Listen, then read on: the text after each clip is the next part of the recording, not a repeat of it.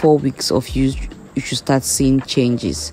Yeah, I'm so confident in sharing this now. So yeah, you can try this recipe out and give me feedback. If you have any questions, please drop that in the description box. You can follow us on Instagram to see our DIYs that actually help you in one way or the other.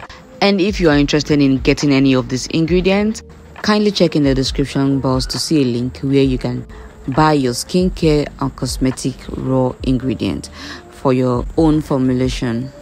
I thank you so much for stepping by to watch my video. Thank you for subscribing, and to those who have not subscribed, please kindly hit the subscribe button. It is totally free, and if you want to always get my post notification whenever I upload, kindly hit on the notification bell. If you're not following me on Instagram, trust me, you're missing out. Alright, I would love to see you in my next video, and if you want to try this recipe, please let me know in the comment section. If you've also tried this earlier before now, please do well to give us a feedback down there in the comment section. It will really be appreciated. Thank you once more for watching this video. I always love and appreciate every one of you. Till my next video, take care and bye.